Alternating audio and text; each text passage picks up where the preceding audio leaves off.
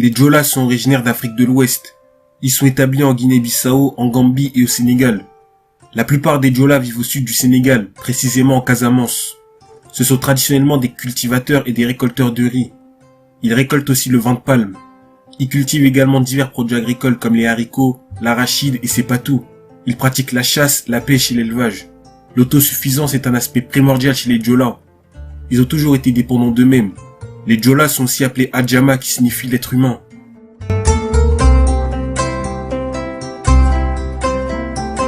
Ils vivaient beaucoup plus à l'est à l'époque de l'Empire mandingue.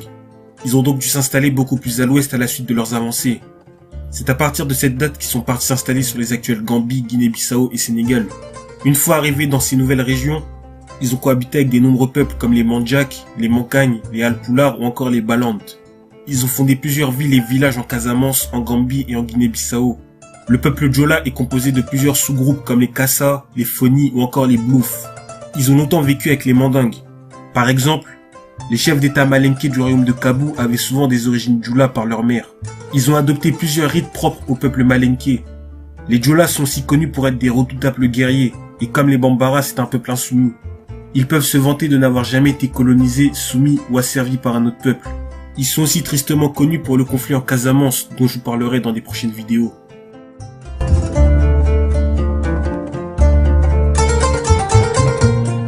Leur langue, le Djola, est parlée par 4 millions de personnes. La langue est apparentée aux langues nigéro-congolaises. C'est la langue la plus parlée en Casamance. Il y a plusieurs variantes du Djola. Le Goulouf, le Foni, le Kassa, le Djola Foni, l'Adjama ou encore les Souké. Le Djola Foni a le statut de langue nationale au Sénégal.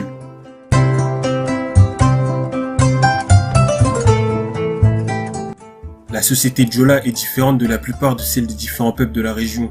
Chez les Djola, il n'y a pas de caste. Tout le monde est sur le même piédestal. La société est donc égalitaire. Les Djola vivent selon certains principes qui sont l'égalité entre les êtres humains, la liberté de l'homme, le respect de la vie humaine et de la nature, l'honnêteté, la paix, le courage, la solidarité et bien sûr l'interdiction de tuer son prochain ou l'assujettir. Ils ont longtemps été des remparts contre la traite négrière. Pour le peuple Djola, il est inconcevable qu'un homme puisse posséder un autre. Ils se sont aussi opposés farouchement au recrutement forcé des jeunes hommes pour engrossir les rangs de l'armée française durant les 2 guerres mondiales.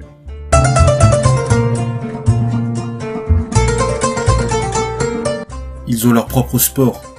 La lutte traditionnelle Djola, aussi appelée lutte sénégalaise.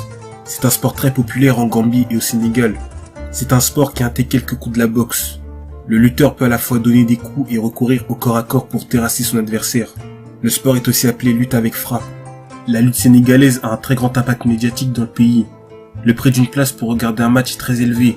Les cachets de lutteurs peuvent s'élever jusqu'à des trentaines de millions de CFA. Les compétitions ont généralement lieu entre janvier et juin, ou entre septembre et décembre. C'est le sport le plus suivi au Sénégal après le foot.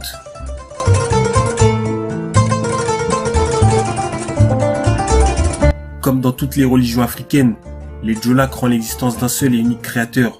Ils appellent Dieu Atémit. C'est une puissance invisible à l'origine de toute chose. Les ancêtres servent d'intermédiaire entre Dieu et l'homme, entre le monde visible et le monde invisible. Atémit est trop grand, trop élevé et trop divin pour qu'on lui adresse directement des prières. Chaque élément sur Terre est imprégné de l'émergence d'Atémit. Toute chose sur Terre est considérée comme sacrée. C'est pour cette raison que le Djola traditionnel respecte la nature, les animaux et l'humain. Le Djola évite même de verser de l'eau par terre de peur de tuer une fourmi. Les cérémonies religieuses sont légion. Elles sont souvent accompagnées de prières, d'offrandes et d'hommages aux ancêtres. Il y a aussi des cérémonies d'initiation composées de plusieurs étapes et qui ont pour but de faire découvrir aux hommes et aux femmes les différentes étapes de la vie. Les femmes et les hommes sont initiés séparément. Ils ont chacun leur propre lieu d'initiation. Les grands initiés peuvent devenir prêtres ou prêtresses. Aujourd'hui, la plupart des Djolas sont chrétiens ou musulmans. La religion ancestrale est de moins en moins pratiquée, mais elle survit sous forme de syncrétisme avec l'islam et le christianisme.